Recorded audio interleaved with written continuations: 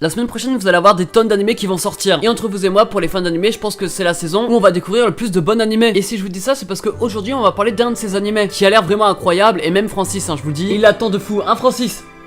Ouais, il m'a pas répondu, mais tant pis. Tu peux au moins balancer le générique.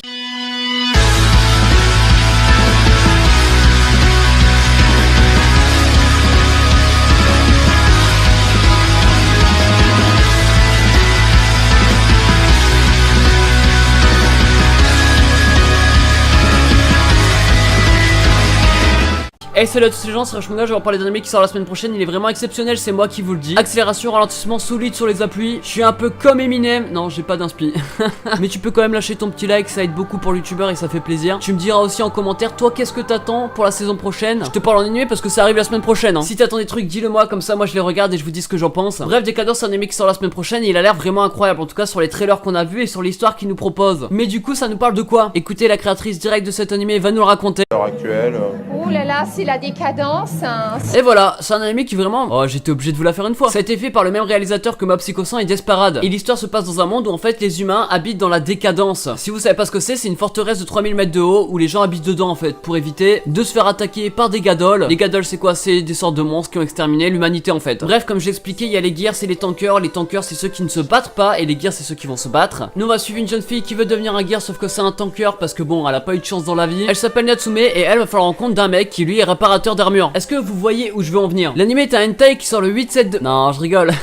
Bref, dans le résumé, c'est écrit une a des rêves, l'autre a plus de rêves et du coup ça va créer le meilleur duo du siècle. Mais bref, en fait on sait tous que l'armurier va faire des trucs spéciaux pour elle et que elle, malgré que ce soit une tanker, va pouvoir aller battre quand même les gadoles. Me remerciez pas, ce don je l'ai depuis ma naissance. Bref, voici un gros résumé de ce qu'on va voir la semaine prochaine et ça sortira sur Wakanim. Alors pourquoi je l'attends avec impatience? Sur le papier on a un réalisateur vraiment incroyable et sur le torchon on a un studio d'animation qui est pas oufissime mais il a fait des trucs incroyables aussi. Yujo Senki par exemple. Enfin quand je dis pas oufissime, c'est juste qu'il a pas fait grand chose, c'est le studio Nut. Enfin Nut avec un accent anglais, déjà sous la forme il y a un potentiel. C'est vrai que dans les trailers on n'a pas vu grand chose par rapport aux gadoles, juste que ce que je sais, j'ai l'impression qu'il y en a de plusieurs sortes et que dans un des trailers j'ai vraiment frissonné parce qu'on avait l'impression que c'était un peu à la Godzilla. Si, ma prof de français, encore une fois. Ouais.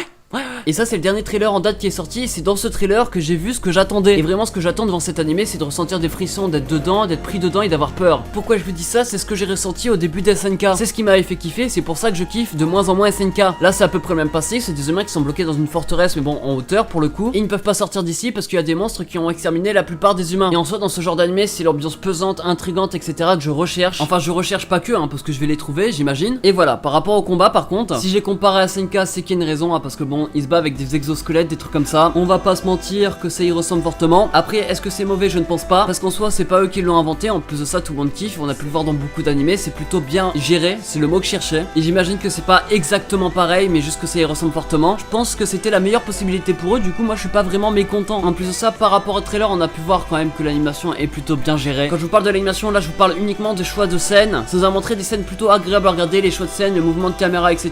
Tout était bien géré. En tout cas, dans les trailers. Je dis en tout cas dans les trailers, mais il y a très peu de chances que dans les trailers c'est insane et que l'animé soit nul. Vous inquiétez pas, ça sera plutôt pas mal. En plus on a pu voir que l'animation sera plutôt clean de fou. Et là je parle de l'animation au niveau du visuel, donc le background etc. Et ça c'est plutôt une bonne chose dans un animé où le background va avoir une très grande importance parce qu'on parle quand même d'un truc à 3000 mètres de hauteur quoi. Donc on va manger du paysage, on va manger de la beauté. Franchement visuellement ça va être incroyable. En plus les chara design des personnages n'ont pas l'air d'être nuls. Je trouve qu'ils se rapprochent de rien du tout finalement, mais ça passe crème, ça donne envie de regarder. Enfin bref, cet animé sera une tuerie tout simplement. Bref, il y aura forcément une romance entre les deux personnages comme j'en ai parlé dans une autre vidéo, mais ça c'est à voir comment elle évolue, à voir comment fonctionnent les interactions etc. parce qu'on n'a pas vu grand chose par rapport aux habitants de cette forteresse simplement. Personnellement ça m'intrigue, j'ai envie de savoir comment fonctionne ce monde, comment fonctionne cette société et quelle sera l'intrigue principale parce que je pense pas que la fille va vouloir exécuter tous les gadoles. Ça me paraîtrait trop obvious et ça serait vraiment du plagiat là par contre. Du coup j'attends de savoir l'intrigue et vraiment j'ai envie de savoir comment interagissent les personnages entre eux. Sur une photo pour annoncer l'anime on a pu voir un paysage exceptionnel mais aussi on a pu voir une sorte de... Alors moi j'appellerais ça un nid de gadoles je pense. Ça peut ouvrir tellement de possibilités. Est-ce qu'on serait pas finalement comme un truc à la Predator ou un truc comme ça? Franchement je ne sais pas hein, je fais que théoriser là. L'anime sort en été 2020 donc il sort dans une semaine, il sort le 8. Il touche pour genre action, drame, mystère, science-fiction surnaturelle et pour thème monstre et steampunk. Sortira sur Wakanim et vient du studio Nut mais ça je vous l'ai déjà dit. Faites-moi confiance encore une fois, je suis sûr et certain que ça sera une tuerie. Bref c'était Rashmonga, je vais parler d'un anime incroyable qui va sortir dans une semaine. J'ai tellement hâte parce que c'est vraiment l'anime que j'attends le plus avec The God of High School. Dites-moi en commentaire ce que vous attendez comme anime et n'oubliez pas le petit like si vous avez kiffé la vidéo, ça fait fait toujours plaisir et ça aide beaucoup. Moi je vous dis à la semaine prochaine pour une toute nouvelle vidéo, c'était Rush Manga. Allez, ciao, bye bye.